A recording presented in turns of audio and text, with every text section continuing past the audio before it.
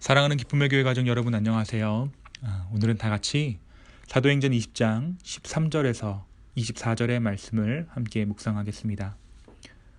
우리는 앞서 배를 타고 아소에서 바울을 태우려고 그리로 가니 이는 바울이 걸어서 가고자 하여 그렇게 정해준 것이라. 바울이 아소에서 우리를 만나니 우리가 배에 태우고 미둘레네로 가서 거기서 떠나 이튿날 기오 앞에 오고 그 이튿날 사모에 들르고 또 그 다음날 밀레도에 이르니라. 바울이 아시아에서 지체하지 않기 위하여 에베소를 지나 배 타고 가기로 작정하였으니 이는 될 수 있는 대로 오순절 안에 예루살렘에 이르려고 급히 가미러라. 바울이 밀레도에서 사람을 에베소로 보내어 교회 장로들을 청하니 오매 그들에게 말하되 아시아에 들어온 첫날부터 지금까지 내가 항상 여러분 가운데서 어떻게 행하였는지를 여러분도 아는 바니 곧 모든 겸손과 눈물이며 유대인의 관계로 말미암아 당한 시험을 참고 주를 섬긴 것과 유익한 것은 무엇이든지 공중 앞에서나 각 집에서나 거리낌이 없이 여러분에게 전하여 가르치고 유대인과 헬라인들에게 하나님께 대한 회개와 우리 주 예수 그리스도께 대한 믿음을 증언한 것이라. 보라, 이제 나는 성령에 매어 예루살렘으로 가는데 거기서 무슨 일을 당할는지 알지 못하노라.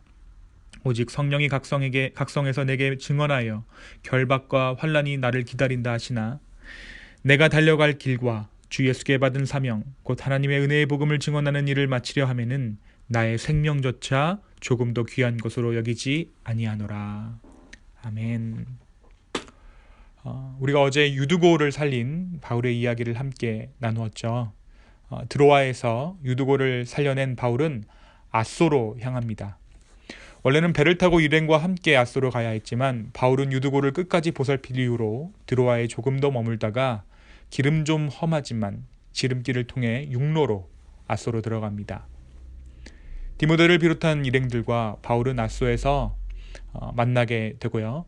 그곳에서 아소에서 만난 후에 배를 타고 밀레도로 갑니다. 예루살렘으로 가는 여정 가운데 바울이 가장 긴 시간을 보낸 곳이 바로 에베소지요.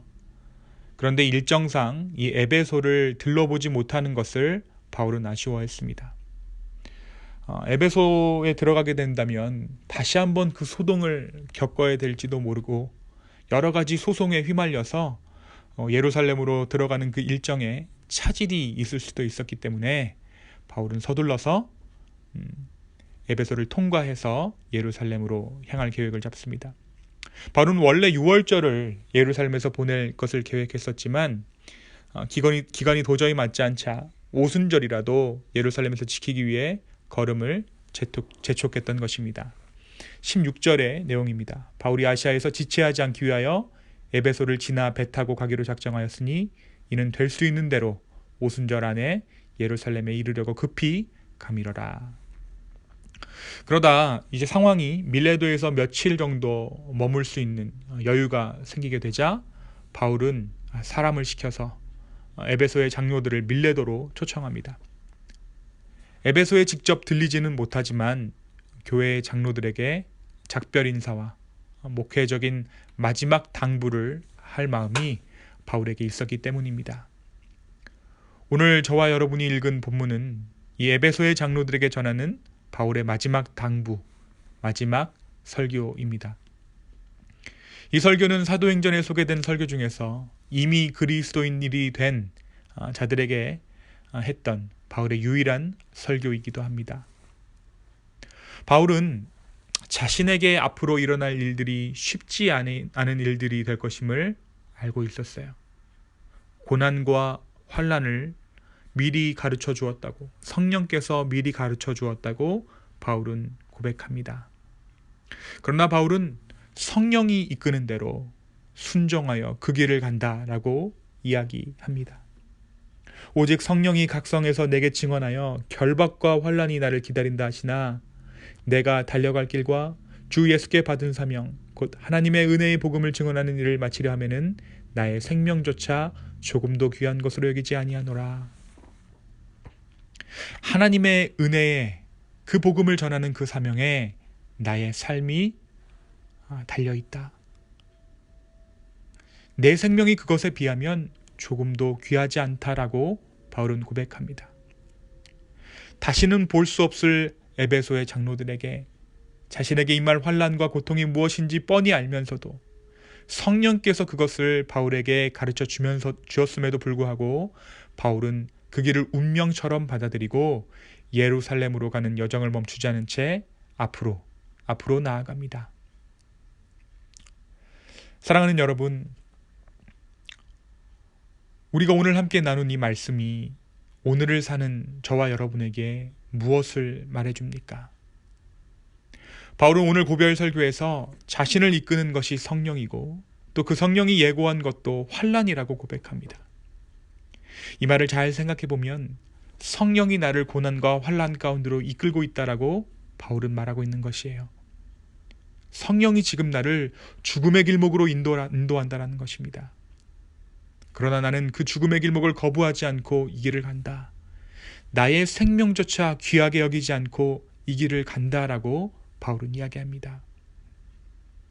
바울은 성령이 자기를 인도하는 그 길이 평탄한 탄탄대로가 아님을 알고 있었습니다. 그것은 오히려 환난의 길이었고 그것은 오히려 죽음의 길이었습니다. 그러나 그 길은 분명 성령께서 인도하시는 길이었습니다. 예수님께서 공생애를 시작하시기 전에 성령에게 이끌려 시험 받으시던 그 말씀을 우리가 기억하죠. 성령에게 이끌림을 받는데 왜 시험이 있습니까? 왜 성령에게 이끌려 마귀에게 시험을 받습니까? 성령의 인도하심으로 환난을 당하러 간다는 게 우리는 쉽게 이해가 되지 않습니다. 그렇습니다.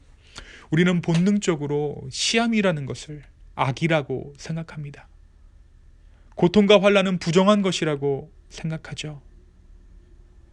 나의 목숨을 위협하는 모든 것은 나의 적이라고 생각합니다.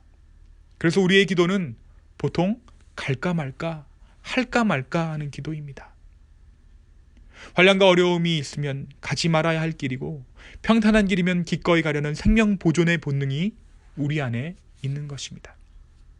그래서 우리는 늘 갈까 말까, 할까 말까 하는 기도를 하나님 앞에 한다라는 것이에요.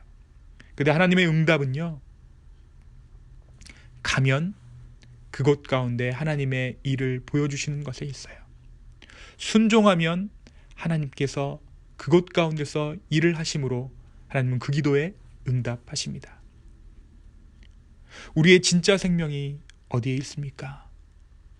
예수님께서 40일 금식하신 후에 극도의 굶주림에서 떡덩이로 유혹받으실 때 돌로 종류별로 떡 만들어 드시고 사단 이놈 하면서 사지를 찢어 놓았다면 예수 그리스도의 승리의 영광은 있었겠지만 인류를 구원할 십자가의 영광은 없었을 것입니다.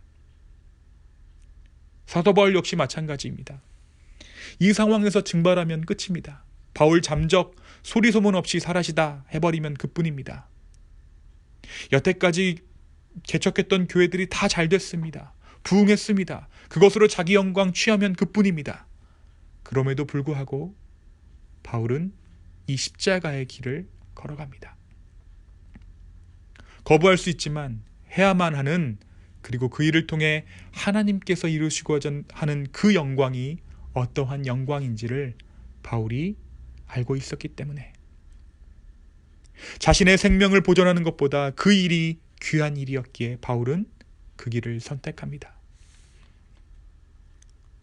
우리의 삶에도 크고 작게 이러한 순간들이 찾아옵니다.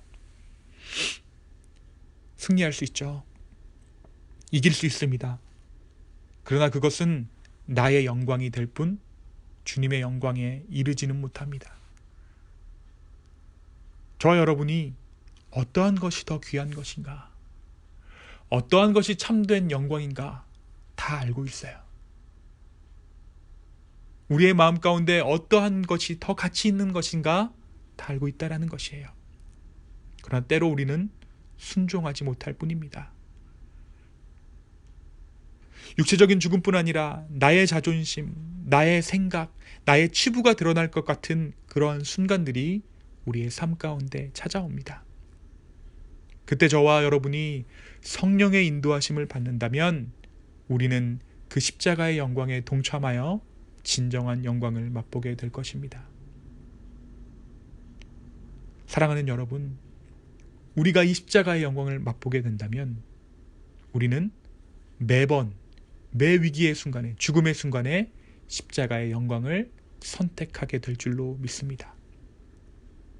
영광에서 영광으로, 바울이 이야기하는 믿음에서 믿음으로, 영광에서 영광으로 그 놀라운 축복이 우리에게 있습니다. 멈출 수 없는 그리스도를 향한 갈망, 그것은 바울 같은 특별한 사람들에게만 주어지는 것이 아니라 아침에 일어나 어떻게 해서라도 말씀을 보려 하는 저와 여러분에게도 주어진 줄로 믿습니다.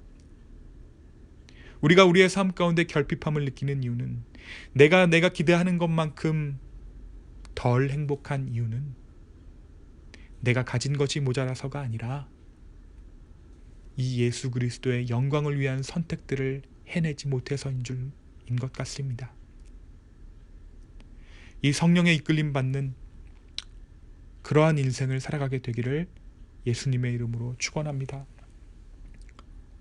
제가 이 말씀을 묵상하고 또 여러분과 나누면서도 제 마음 가운데 모자람이 있어요.